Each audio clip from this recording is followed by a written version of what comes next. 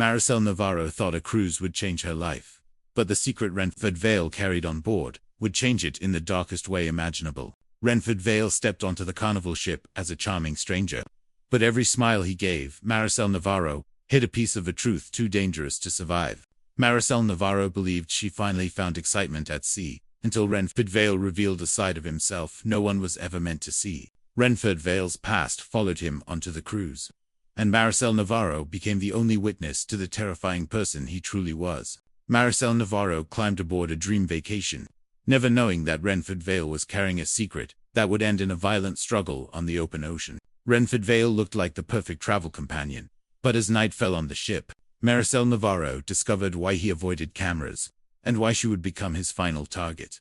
Maricel Dalise had spent most of her 51 years taking care of others. She worked long shifts as a caregiver in California, always putting her patients and family before herself. She rarely took breaks, and even when she did, she never allowed herself to dream too big. But everything changed when she matched with a man named Renford Vale on a dating app. At first, she didn't even respond to him. She assumed he was just another man, pretending to be something he wasn't. But Renford kept sending messages that felt warm, thoughtful, and personal. He told her she seemed kind. He said she deserved happiness. After years of loneliness, his attention felt comforting. Over several months, their conversations grew more steady. Renford described himself as a man who loved the ocean and adventure. He said he worked on shipping docks and traveled often. He told stories about growing up near water and how peaceful he felt when he sailed. Maricel found herself opening up in ways she never expected. She told him about her work, her sacrifices, and how she dreamed of finding someone who respected her. She didn't fall quickly, but she did fall gently, slowly letting her guard down. Renford eventually suggested they meet in person by taking a Carnival cruise together. He said the ocean would be the perfect beginning for something beautiful. At first, Maricel hesitated. She wasn't the type to take risks, especially not with a man she hadn't met. Yet, she couldn't ignore how tired she was of feeling invisible. She had given so much of her life to helping others survive. Now, she wanted to live too. After days of thinking and worrying, she accepted. Her friends warned her to be careful. They told her it was too fast, too sudden, too risky. But Maricel insisted she needed to do something brave for herself. She believed Renford was different from the men she had met before. He seemed patient, gentle, and genuinely interested in building a future. She convinced herself that taking a chance was better than living in fear forever. On the day she boarded the ship in Long Beach, her heart felt full of hope. The ocean breeze hit her face as she stepped onto the deck, and she felt like she was finally starting a new chapter in her life. When she finally met Renford in person, he appeared exactly as he had described: tall, calm, and confident. He smiled easily and stayed close to her side, helping her navigate the crowd. For a short while, everything felt perfect, but small details began to bother her almost immediately. Renford never let her see the screen of his phone. He avoided certain staff members. When they passed by restricted doors, he looked at them too long, as if he knew what was behind them. His mood shifted without warning. Sometimes he was warm and playful, and other times he became quiet and tense, scanning the room like he was searching for someone. Maricel tried to ignore these signs. She told herself he was simply nervous about meeting her after months of messaging. As the first evening passed, the ship glowed with music, laughter, and colorful lights. Passengers danced on the open deck under the fading sky.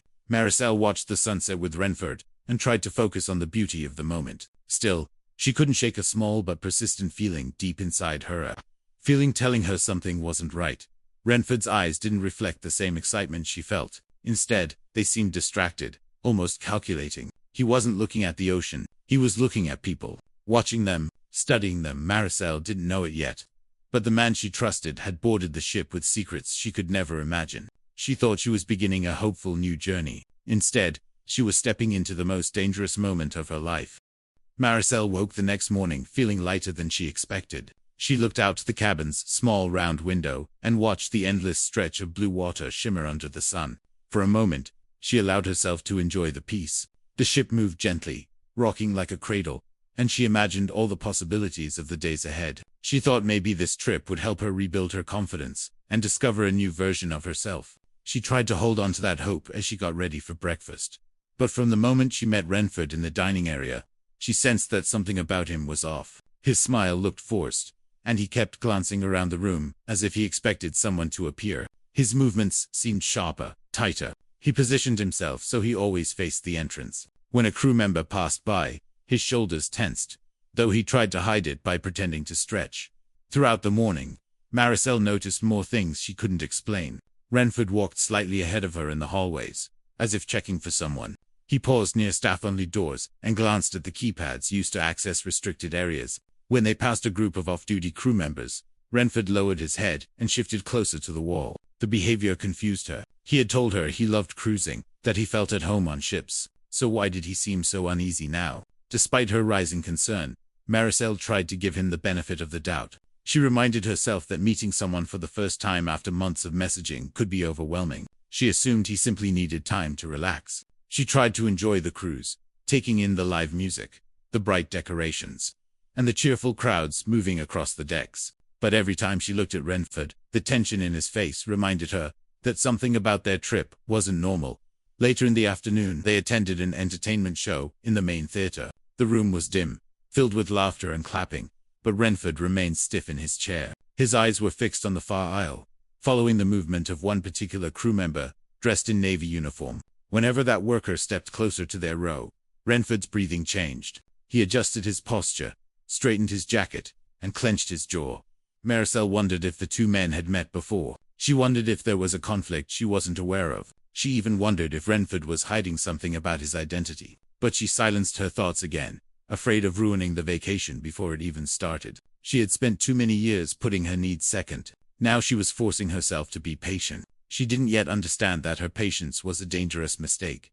As the day continued, the ship grew more crowded, and Renford's behavior became more unpredictable. When Maricel suggested exploring the upper deck, he refused and led her to quieter areas instead. He kept her close to stairwells and corners, places with fewer cameras. He avoided security officers and walked quickly past them. When Maricel slowed down to look at the shops or take pictures, Renford urged her to keep moving. She began to feel like she was being guided rather than accompanied. At one point, she stepped into a souvenir shop for a few minutes while Renford waited outside. Through the window, she saw him pacing, checking over his shoulder every few seconds. A staff member approached him to ask a question, and Renford simply pointed to another direction, brushing them off with a cold expression. Maricel felt a chill crawl up her spine. She realized she had never seen him behave that way in their video calls or messages. This was a different side of him, a side he had never shown. As evening approached, the sky outside turned deep orange, and the ship prepared for its first formal night. People dressed up and gathered for photos, smiling as they posed with the ocean behind them. Maricel stood near the railing for a moment while Renford took a call a few steps away. She couldn't hear the words, but his posture was rigid, and his face looked strained. He kept his voice low and darted his eyes around as if he feared being overheard. When he returned, he didn't explain who had called or why. Something inside Maricel shifted then. The small, persistent feeling she had tried to ignore grew stronger. She thought about the warning signs she had brushed aside, the guarded phone, the strange interest in restricted areas, the sudden mood changes, the way he watched people more than he watched her. She realized she knew very little about Renford, beyond what he had chosen to tell her. As nighttime fell, and the ship lights glowed against the dark waves, Maricel tried to steady her thoughts. She convinced herself she could handle whatever was unsettling her. She believed she only needed to stay observant and cautious. What she didn't know was that Renford had been preparing for something long before the cruise began, and she had unknowingly stepped into the center of his plans. Maricel had hoped that a good night's rest would calm her nerves, but the third day on the cruise only deepened her unease.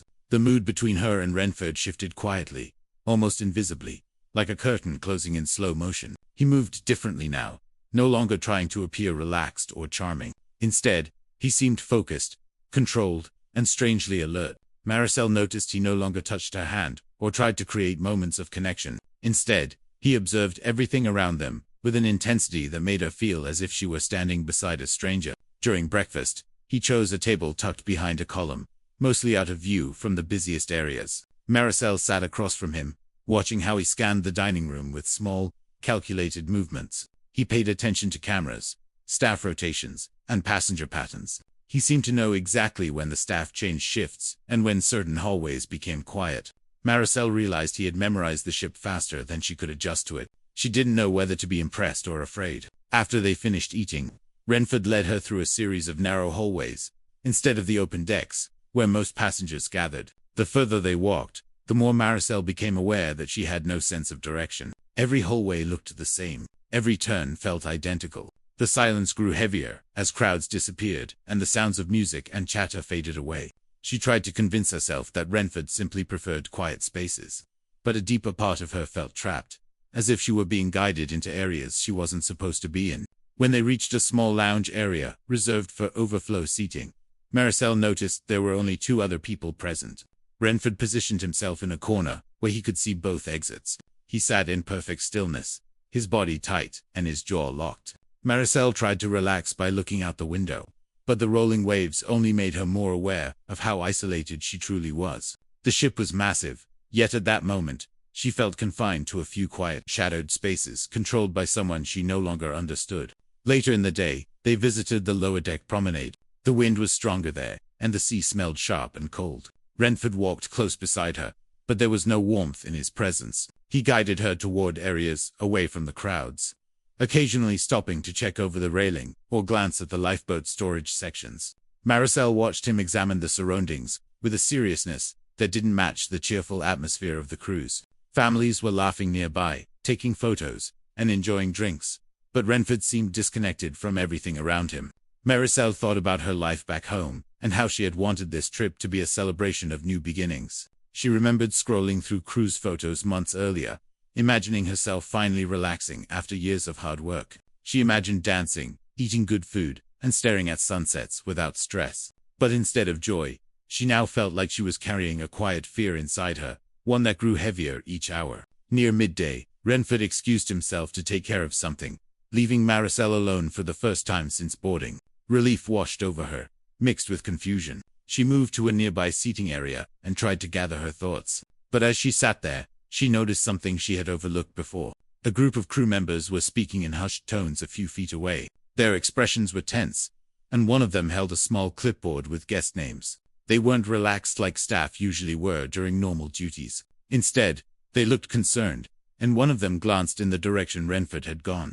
Maricel suddenly wondered if their anxiety had anything to do with him. She wondered if they had recognized him, or if something on the ship had triggered an internal alert she didn't know about. As she watched them, her heartbeat quickened. The idea that Renford might be hiding from the crew felt more possible than ever. When he returned, his expression stiffened the moment he saw the staff members near her. He led her away immediately, his steps faster than before. Maricel felt the pull of his urgency and realized that whatever he was avoiding was no longer subtle. He wasn't just nervous. He was afraid of something or someone on the ship, and that fear made her even more afraid. By late afternoon, Maricel understood that her quiet concerns had turned into real danger. She thought about approaching a staff member or finding a security officer, but Renford remained close to her at all times, never letting her stray far enough to speak to anyone. He guided her through crowds with a firm hand on her back, always making it seem like a gentle gesture while controlling every direction she moved.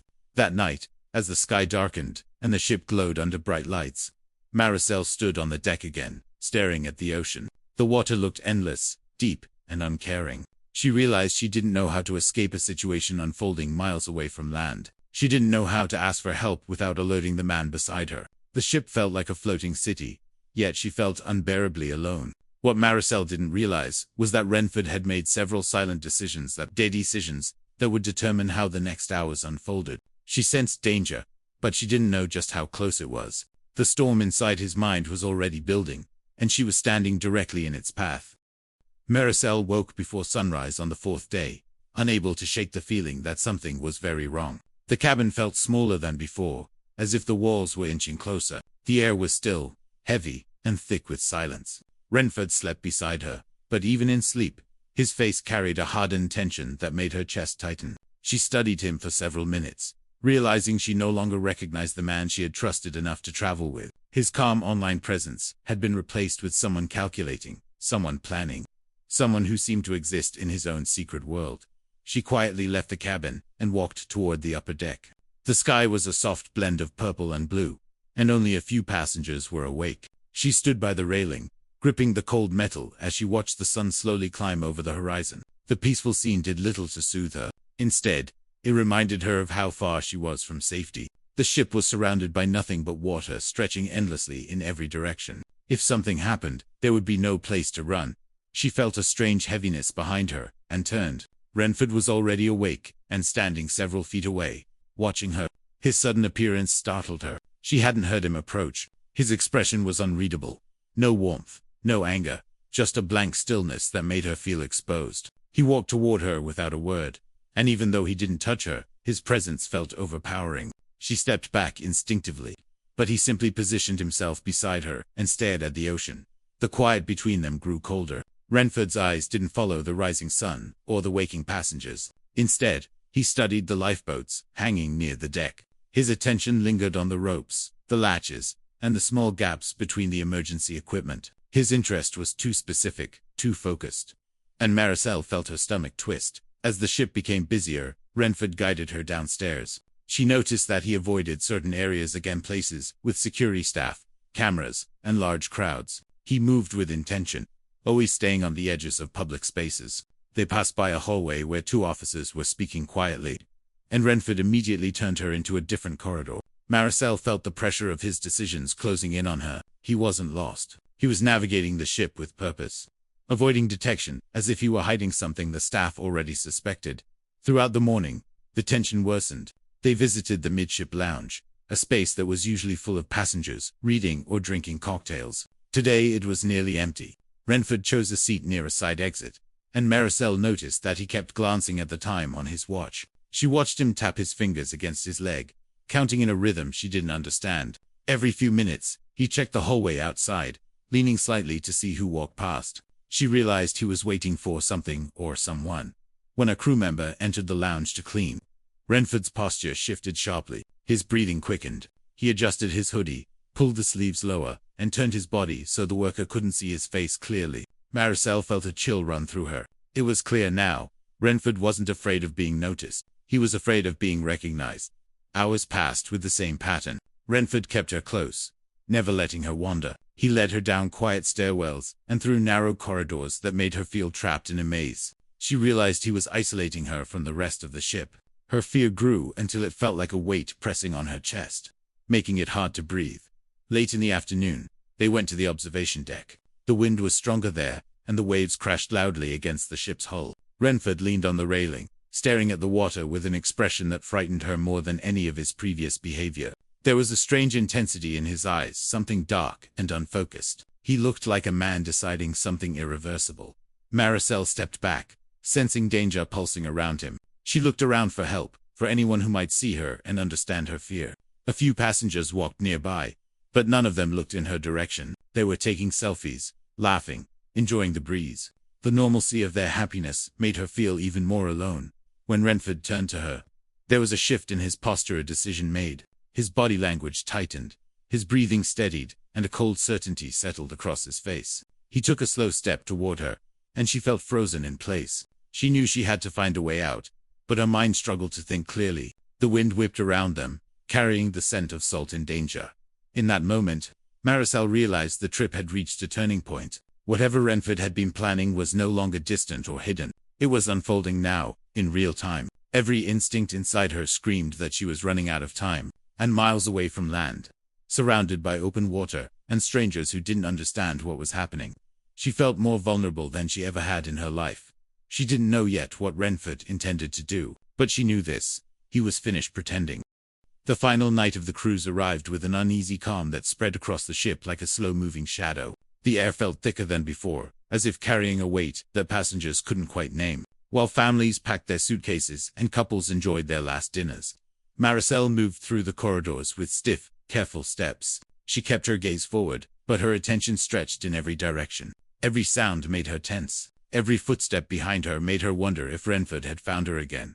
After sensing danger on the observation deck, she had slipped away when a group of tourists passed between them. She used the crowd like a shield and rushed down the nearest stairwell. She didn't know where to go, only that she had to put as much distance between them as possible. For nearly an hour, she hid in different areas behind a row of slot machines, near stacks of towels by the pool, inside a restroom stall, and listened for any sign of pursuit. Renford had not approached her openly, but she could feel something closing around her, something patient, something deliberate. As night deepened, most passengers went to the main theater for a farewell show.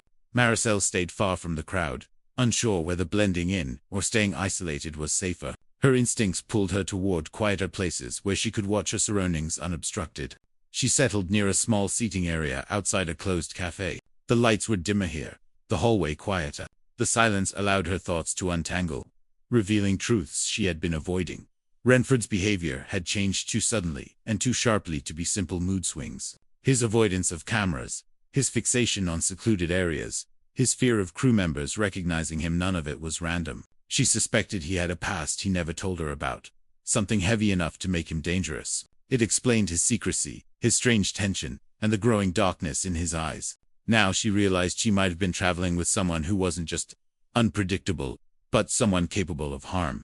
Her hands trembled as she tried to steady her breathing. The ship felt enormous hours earlier, but now it seemed impossibly small. Every corner felt like a potential trap. Every empty hallway felt like a place where someone could disappear without a trace. She reminded herself that the ship still had cameras, staff, and people everywhere. She wasn't completely alone, even if it felt that way. When she finally stood up to head back toward a more populated area, she noticed something ahead that made her stop. A crew member was speaking to another staff member near a service station, pointing to a printed photo. She couldn't see the picture clearly, but she recognized the stiff posture of someone discussing a missing item or a security concern. She stepped closer, careful not to reveal herself. The staff seemed tense. One glance down the hallway, scanning faces. Maricel felt a surge of hope. Maybe someone else had sensed something was wrong with Renford. Maybe they were already looking for him. But then a cold thought cut through her relief.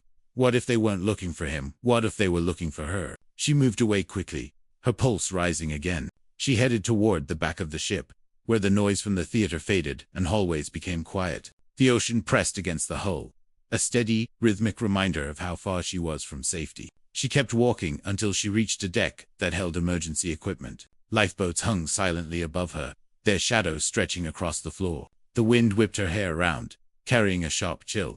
The dim lighting made the space feel eerie and abandoned. She hesitated, sensing she had walked into the exact kind of isolated area she had been trying to avoid. Before she could turn around, she heard movement behind her. A slow, careful step. Then another dot. Her body froze, but her mind raced. She didn't need to turn to know it was Renford. The silence between them felt heavier than the ocean around the ship. She finally turned and saw him emerging from the shadowed entrance. His expression was calm, but wrong in a way she couldn't describe. There was no hesitation in his posture, no confusion in his steps. He looked like a man who had accepted something dark. He moved toward her slowly, each step measured. She backed away, but the railing pressed against her spine. She felt trapped between Renford and the endless black water below. The wind grew stronger, the waves crashing against the ship with increasing force. She saw something in his hands, something metallic, glinting under the deck lights. The sight sent a surge of terror through her. She tried to sidestep him, but he blocked her path. His face remained emotionless, focused entirely on her. The world seemed to shrink to the narrow space between them. Then, without warning, he lunged. A struggle followed, frantic and desperate. The deck became a blur of motion, shadows, and panic. Maricel fought to push him away, reaching for anything she could grab. The lifeboat cables rattled. A loose metal hook scraped across the floor. She felt a piercing pain near her mouth as he forced her back toward the railing. Her vision blurred, but she kept resisting. A sudden shudder of the ship threw both of them off balance. She grabbed the railing, but his grip slipped. His eyes widened in shock as his footing gave way. For a brief, suspended moment, he hovered at the edge of the deck. Then the momentum pulled him backward. His body dropped over the railing and vanished into the dark ocean below. That the wind swallowed the sound. Maricel collapsed onto the deck, shaking uncontrollably. Crew members arrived minutes later, alerted by a passing passenger who had heard the struggle. The area quickly filled with officers, medics, and security workers. She was found injured, terrified, and barely conscious. The crew searched the waters, but Renford was never recovered. When the ship docked the next morning, investigators boarded immediately. They examined every detail, every piece of evidence, every hallway camera. The final report described the scene brutally. Her injuries, including the torn skin along her mouth, were the result of the violent struggle she had barely survived. Passengers disembarked unaware of the full truth. Rumors spread, stories twisted, theories multiplied. But the only person who knew exactly what happened on that cold, windy deck stood quietly at the port, wrapped in a blanket, staring at the ocean that had swallowed the man she once trusted. And for the rest of her life, she would remember the moment the cruise turned from a dream into a nightmare one. that left scars far deeper than anyone could see.